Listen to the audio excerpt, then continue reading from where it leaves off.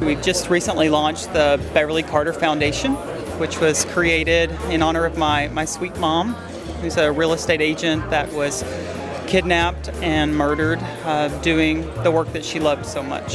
So number one mission is just to keep what happened to my mom from ever happening again. And simply put, is we want to see every agent get home to their family at night. It's really going to be a multi-pronged strategy, just because it can be complicated. But we want to start with providing resources that on safety to get out in front of the agents, through social media strategies and nothing too preachy. And even something that is more complex, like doing some consulting work and providing materials to give local brokerages, because as I've traveled and spoken to different groups, they're like, we want to do better, we know we should do better, but we don't even know how to get started. Or we don't have the funds to get started. And so that's really what it's all about, is just helping those that don't have the resources. And then, there are other things like we want to be able to help those realtors that have been victimized in some way. We want to offer advocacy in legislation for victims and support. So it's big. It's a lofty goal, but definitely one that's worthwhile. The more I've spoken about safety, the more I realized there's no one answer. So I've seen the need for us to just hit it from all sides. Because you can bring up one topic like you should always have a buddy with you whenever you're open, and doing an open house, and then you just see like everybody has an opinion on that, and so you have to give a lot of resources so that people can find what works best for them and their local market, their brokerage, the nature of the way they do business, and that's what it's all about. I don't want to just throw something out there and see what sticks. I really want to help people.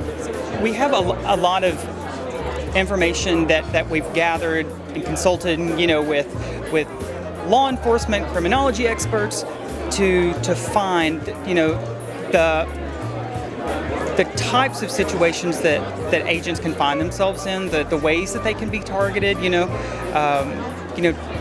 I think, for example, we can see some agents that feel very comfortable, in protecting themselves against, crimes of opportunity, where in my mom's case, truly, there was a predator that saw her and planned something because they perceived that she was rich.